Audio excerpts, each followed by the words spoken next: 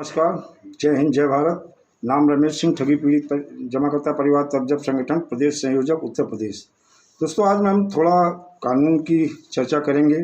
जैसे हम लोग एफआईआर करते हैं, थाने में एक साधारण सी एफआईआर लिख दी जाती है। उसमें धाराएं जैसे हैं, एक एफआईआर कापी है मेरे पास, जिसमें साधारण सी धाराएं लगी हुई हैं और जिसका जिक्र किया गया है और इसमें क्या हो सकता है। जैसे आपके सामने एफआईआर की कापी, इसमें हो क्या सकता है और आपका इसमें यानी जो है, जो पीड़ित जमा करता है, यानी देखा जाए हमारे देश में 20 करोड़ ठगी पीड़ित जमा करता परिवार है और इन धाराओं से क्या इन लोगों का पैसा मिल जाएगा। जैसे इन्होंने धारा इसमें लगा रखी है 420, 419, 468, 467 और 406। इन धाराओं में होता क्या है, जैसे देखा जाए आईपीसी की धारा 420 के अनुसार जो कोई भी धोखा देता है और इस तरह बेईमानी से किसी व्यक्ति की कोई संपत्ति देने के लिए प्रेरित करता है, उसे आईपीसी की धारा 420 के तहत अपराध कहा जाता है। और इसमें बहुत ज़्यादा उसकी गिरफ्तारी होती है और 1-2 साल की सज़ा और उसके बाद में कुछ दंड यानी कुछ जुर्माना भी हो सकता है इस 420 यानी जो है चीटिंग की धारा में। अब हम आते हैं, दूसरी धारा है 419। 419 में क्या कहता है कानून। भारतीय दंड संहिता की धारा 419 के अनुसार जो भी कोई प्रतिरूपण द्वारा छल करेगा, जो उसे किसी एक अवधि के लिए कारावास जैसे 3 वर्ष तक बढ़ाया जा सकता है, यानी 1 साल तक की सज़ा हो सकती है और 3 वर्ष तक हो सकती है, बढ़ाया जा सकता है, और आर्थिक दंड या दोनों दंडित किया जा सकता है। प्रतिरूपण द्वारा छल या सज़ा 3 साल या कारावास या आर्थिक दंड, इस धारा में यही कहता है 419 में। तो इससे पीड़ित जमाकर्ताओं को क्या फ़ायदा होगा, मुझे नहीं पता चलता पा रहा है कि इसमें पीड़ित जमाकर्ताओं को क्या फ़ायदा होगा। भाई उन्हें जेल हो जाएगी, उनको दंड और या मान लो जो भी जुर्माना होगा वो सरकार के राजस्व कोष में चला जाएगा। पीड़ित जमाकर्ताओं को कब पैसा मिलेगा, इसमें कोई जिक्र नहीं है। हम अब तीसरे इनकी धारा पे आते हैं, 468। धारा 468 की बात कर ली जाए तो भारतीय दंड संहिता की धारा 468 के अनुसार यदि कोई व्यक्ति इस आशय से कूट रचना करता है कि कूट रचित दस्तावेजों को छल करके के लिए इस्तेमाल किया जा सके, तो उसे किसी एक अवधि के लिए कारावास की सज़ा जिसे 7 वर्ष तक बढ़ाया जा सकता है, इसमें 7 साल की सज़ा हो सकती है, और आर्थिक दंड यानी के लिए भी उत्तरदायी होता है। यह आपकी 468 धारा कहती है। अब इसके बाद हम एक धारा है आपकी 467। भारतीय दंड संहिता की धारा 467 किसी मूल्यवान प्रतिभूति या वसीयत आदि की जालसाजी करने के अपराध से संबंधित होती है। इस धारा के प्रावधानों के अनुसार जो भी कोई व्यक्ति किसी ऐसे दस्तावेज जिसका अर्थ कोई मूल्यवान प्रतिभूति या वसीयत या पुत्र के दत्तक ग्रहण का अधिकरण होना हो अथवा जिसका अभिप्राय किसी व्यक्ति को मूल्यवान चीज से है। दोस्तों, इस धारा में भी देखा जाए तो आपके लिए बहुत कुछ नहीं है और यहाँ पे पीड़ित जमाकर्ताओं को कब पैसा मिलेगा, कैसे मिलेगा, ऐसा कोई जिक्र नहीं है। फिर मैं इनकी एक धारा और है जिसे ढूंढने की कोशिश करता हूँ कि आखिर इस धारा में पीड़ित जमाकर्ताओं को कोई फायदा होगा या नहीं। एक इनकी धारा है 406। धारा 406 का अगर आप देखा जाए, भारतीय दंड संहिता की धारा 406 के अनुसार यदि कोई व्यक्ति ने किसी दूसरे व्यक्ति को विश्वास भरोसे में संपत्ति दी है या उसे दूसरे व्यक्ति ने उस संपत्ति को गलत इस्तेमाल किया, किसी अन्य व्यक्ति को भेज दिया, अब पहले व्यक्ति के मांगने पर नहीं लौटाया, तो वह विश्वास के अपराध हनन का दोषी होगा और उसे किसी एक अवधि के लिए कारावास या 3 वर्ष तक की सजा या आर्थिक दंड भी मिल सकता है।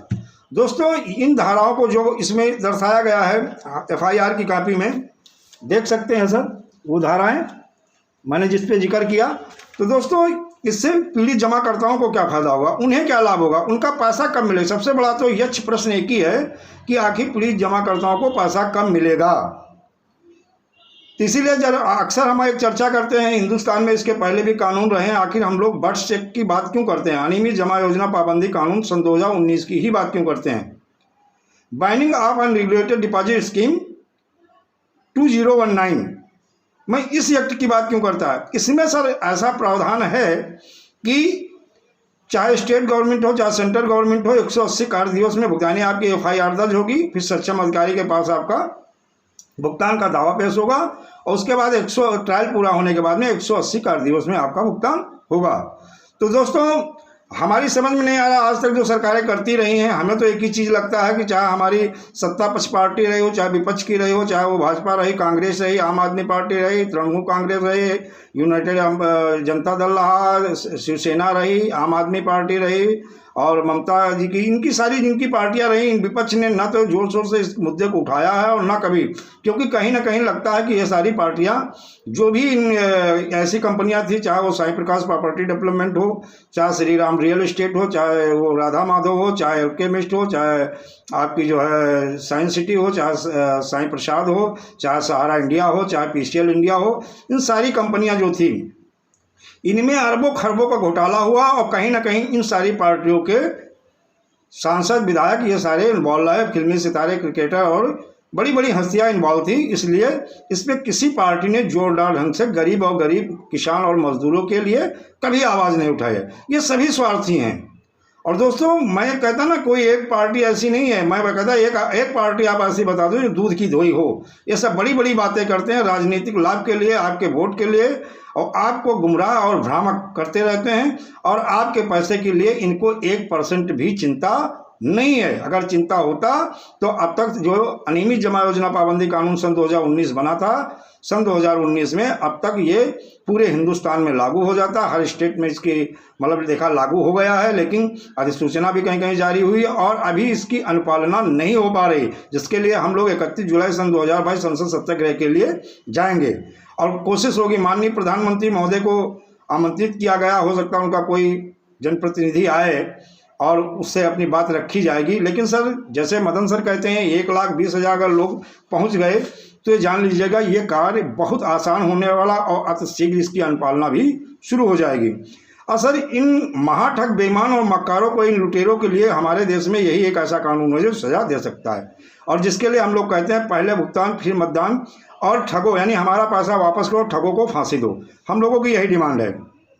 सर, देखा जाए 20 करोड़ ठगी पीड़ित जमा करता है जिन्होंने मेहनत मजदूरी और करके अपने पैसे को जमा किया था और इन महाठगों ने, यानी देखा जाए 1800 ऐसे महाठग हैं जिनको अगर एक साथ कानून बना के और स्पेशल कोर्ट का गठन करके अगर इनको फांसी दिया जाए तो शायद हमारे देश में इन पीड़ित और गरीब और मजदूरों को राहत मिल सकती है और इनका पैसा शीघ्र वापस किया जाए। इसके लिए गवर्नमेंट को जो है से राष्ट्रीय आपदा घोषित करके और राहत पैकेज बनाए और लोगों का भुगतान करे। जैसे लोहड़ा कमेटी का गठन कर दिया, उससे क्या फ़ायदा भैया? लोहड़ा कमेटी देखा जाए 5 स्टार होटल में पता नहीं कौन सी जांच कर रही, कैसे क्या कर रहे हैं। और देखा जाए लोहड़ा कमेटी का जो भी स्टाफ है उनकी सैलरी भी पल्स का जो प्रॉपर्टी सेल आउट हुई है, जो पैसा आया है उससे उनको दी जा रही है। अब सोचिए 7 साल हो गए, धीरे धीरे कितना पैसा जो है पल्स कंपनी, ये गरीब पीड़ित जमाकर्ताओं का पैसा था जिससे सैलरी जा रही। इसी तरह सरकार भी चाहे और 7 साल 10 साल रुक जाने दीजिएगा, पल्स के पीड़ितों को पैसा देने के लिए बाद पता लगा पैसा ही नहीं बचा।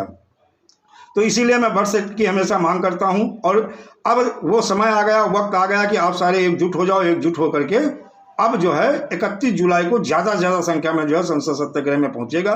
समय 11 बजे जंतर मंतर नई दिल्ली। दोस्तों, देखा जाए ये जो महाठग है, मैं कुछ महाठगों का नाम लूँगा, चाहे वो साई प्रकाश प्रॉपर्टी डेवलपमेंट के जो है पुष्पेंद्र सिंह बघेल हो, उनकी पत्नी चाहे पुष्पांजलि बघेल हो, चाहे रणविजय बघेल हो, चाहे मृगेंद्र सिंह बघेल हो, और चाहे वो देखा जाए अभी एक ठग का जो सहयोगी था दिलीप सिंह बघेल, वो सेकंड लहर जब कोरोना की आई और वो चल बसे, और चाहे वो विनय सक्सेना हो, चाहे निर्मल धनेरिया हो, चाहे वीरेंद्र राणा हो, चाहे सर देखा जाए 20 करोड़ मेहनत कर भारतीयों का जो है जीवन तबाह करने वाले ये महाठग, चाहे सुब्रत राय हो, चाहे निर्मल भंगू हो, संजय भाटी हो, सरोज महापात्रा हो, नितेश अग्रवाल हो, मनु प्रशांत हो, बिग हो, अजीत हो, चौधरी हो, विष्णुकांत तिवारी हो, मृत्युंजय सिंह हो, अभय कुशवाहा हो, राधे श्याम हो, चाहे अंतर्राष्ट्रीय महाठग राशिद नसीम हो, अनिल सेन के साथ साथ देखा जाए करीब 1800 ठगों को एक साथ अगर मृत्युदंड दिया जाए, विशेष सुनवाई, विशेष कोर्ट का गठन करके, तो भारत को ठगों के कब्जे से मुक्त कराया जा सकता है। जो ठगों को फांसी दिए जाने की मुहिम में सम्मिलित होना चाहते हैं वो 31 जुलाई सन 2022 समय 11 बजे जंतर मंतर पहुँचे और दोस्तों एकजुट होकर एक ही आवाज़, दोस्तों पहले भुगतान फिर मतदान, और जो बर्ड्स एक्ट है इसकी जो है अधिसूचना जो जारी हुई है इसकी अनुपालना शीघ्र हो, इसके लिए हम सारे लोग जो है ज़्यादा से ज़्यादा संख्या में पहुँचे। और दोस्तों एकजुट होने का समय आ गया है, क्योंकि अब वो वक्त आ गया है जब आप लोगों का पैसा मिल सकता है। वो एक्ट है, वो कानून है, वो धाराएं हैं, वो नियम है, और वो समय, क्योंकि बर्ड्स एक्ट एक ऐसा कानून है, यानी जो है binding of an unregulated deposit scheme 2019 की बात करें तो ये सारी, चाहे वो सेबी हो, चाहे आरबीआई हो, चाहे चिटफंड हो, इनकी सारी एक्ट को ये एक्ट कवर करती है और एक टाइम बाउंडेशन के अंदर आपका भुगतान करवा सकती है। तो दोस्तों अगर वीडियो आपको अच्छा लगे तो ज़्यादा से ज़्यादा शेयर करिए, लाइक करिए, सब्सक्राइब करिए, और दोस्तों ज़्यादा से ज़्यादा संख्या में पहुंचने की कोशिश करिएगा। दोस्तों जैसे कोई और जानकारी आएगी आपको हम जानकारी देंगे। बस यहीं से अपनी वाणी को विराम देंगे, वीडियो को ज़्यादा लंबा नहीं करेंगे। दोस्तों जय हिंद, जय भारत, वंदे मातरम।